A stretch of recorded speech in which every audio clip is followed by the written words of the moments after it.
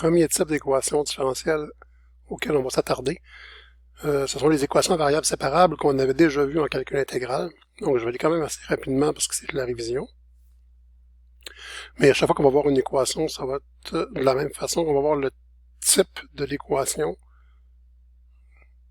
la technique de résolution, puis des exemples. Donc pour l'équation à variables séparables, ce type d'équation s'écrit ou peut s'écrire sous la forme m de x égale m de x dx égale m de y dy. Donc, on a vraiment séparé les variables, donc tout ce qui a du x d'un bord, tout ce qui a du y de l'autre bord. En général, on va mettre le y à gauche, le x à droite, pour avoir une forme plus standard quand on va résoudre l'équation. Où m de x est une fonction de la variable de x et m de y est une fonction de la variable y. Donc, tous les x regroupés, tous les y regroupés. La technique de résolution, il suffit d'intégrer les différentiels de chaque côté de l'équation. Donc, on a séparé, on intègre de chaque côté. C'est tout. On a qu'un premier exemple. Puis je fais un rappel évidemment, toutes les opérations arithmétiques sur une constante grand C donneront une constante grand C. Pour sauver du temps et pas s'emmerder avec les C1, C2 pour arriver avec un grand C à la fin. Comme résultat, par commodité d'écriture. Donc si on vous donne l'équation dy dx égale cos de x sur y2, il faut commencer par séparer les variables. Si on pourrait dire qu'on va avoir y2 dy égale cos de x dx. J'ai une différentielle en y à gauche, je vais l'intégrer. J'ai une différentielle en x à droite, je vais l'intégrer. Donc si je me lance là-dedans, je vais avoir quoi? L'intégrale de y2, c'est y3 sur 3.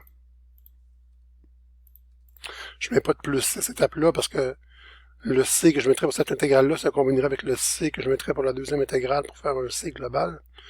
Donc égal, l'intégrale de cos de x, c'est sin de x, plus c. Encore là, ça ne sert à rien servi, disons, d'écrire un plus c1 pour celle-là, un plus c2 pour celle-là, puis dire que c2 moins c1, j'appelle ça grand c. Puis, ben, quand je peux isoler y, je le fais. Donc ici, je pourrais me dire que j'obtiens en fait y3 égal, j'envoie le 3 multiplier de l'autre côté, donc 3 fois le sinus de x, plus 3 fois une constante, ça reste une constante. Je me permets ce début d'écriture mathématique. Et donc, finalement, puisque je peux isoler y, j'ai pas de plus ou moins parce que mon exposant n'est pas pair, je peux dire que y égale la racine cubique de 3 sinus de x plus c. Ce qu'on vient d'obtenir, vu que j'ai un c qui est inconnu, je vais appeler ça la solution générale de mon équation.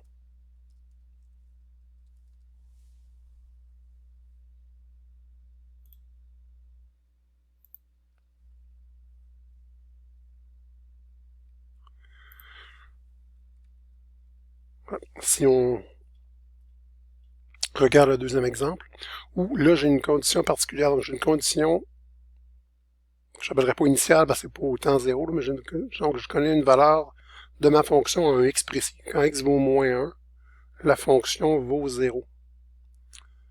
Donc là, je vais pouvoir déterminer la valeur de c.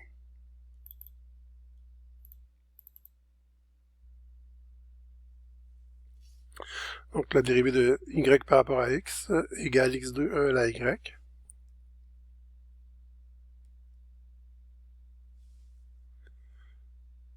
Je vais juste venir recopier ça ici.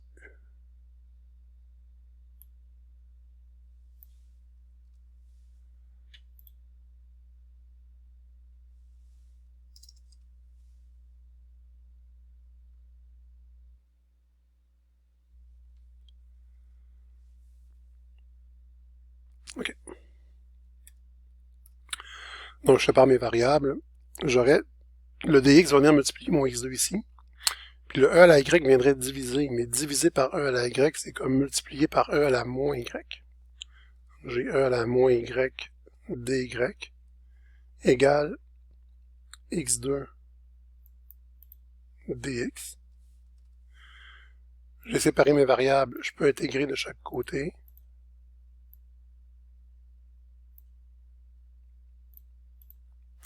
Ce qui va me donner que l'intégrale de e à la moins y, je vais avoir e à la moins y sur moins 1 égale l'intégrale de x2 qui est x3 sur 3 plus une constante d'intégration. Puis je pourrais aussi me dire, dans le fond, que e à la moins y est égal, si j'envoie le moins de l'autre côté, ben, moins une constante, c'est une constante. Puis pour ça, je vais avoir moins x3 sur 3.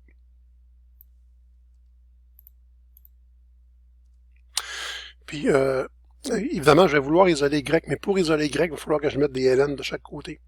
Puis, quand on a trouvé une solution avec une donnée particulière ici, donc il faut que je détermine la valeur de c, je vais le faire à cette étape-ci.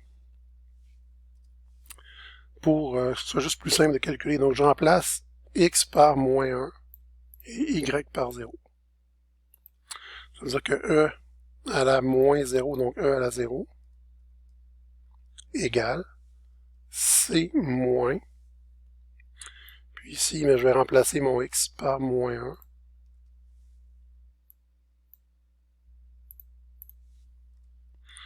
Donc c'est moins 1 au cube. Ça me donne quoi? Ça me donne que c égale e à la 0 qui est 1. Puis ici, moins au cube, ça fait moins 1 tiers. Moins 1 tiers, ça fait 1 tiers. Quand je l'envoie de l'autre côté, ça fait moins 1 tiers. Donc, ici, puis dépendamment de la façon que vous avez travaillé pour votre style, comment vous l'avez isolé, comment vous l'avez manipulé quand on faisait des multiplications ou des divisions, vous n'aurez pas nécessairement la même réponse à cette étape-là, mais à la fin, la même constante va apparaître dans l'équation. Donc ici, j'ai un c qui vaut 2 tiers. Donc, ça veut dire que je peux reprendre mon équation ici, remplacer c par 2 tiers. Si je remplace c par 2 tiers, ben, je vais avoir le même dénominateur, donc je peux mettre ça comme ça ici. J'ai que e à la moins y égale 2 moins x3 sur 3. Ce qui va me donner quoi? Si je mets des ln de chaque côté, je vais avoir que moins y égale ln de ce qui est à droite. Puisque à gauche, ln de e, ça s'est annulé.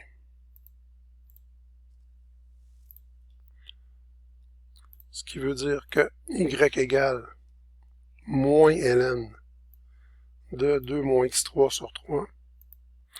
Et je pourrais envoyer le moins en exposant, ce qui va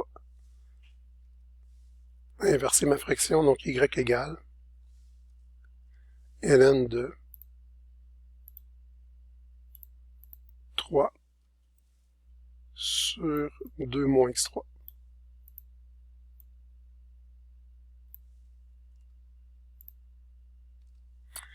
Et ceci, je vais appeler ça, donc quand j'ai déterminé la valeur de c, je vais appeler ça une solution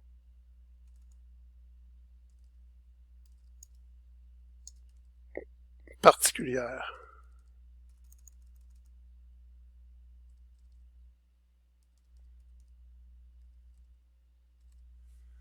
Une solution particulière à mon équation différentielle.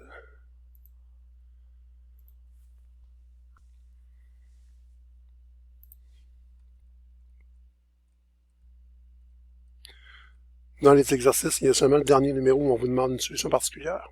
Il n'y en a pas beaucoup parce que c'est bon, essentiellement de la révision.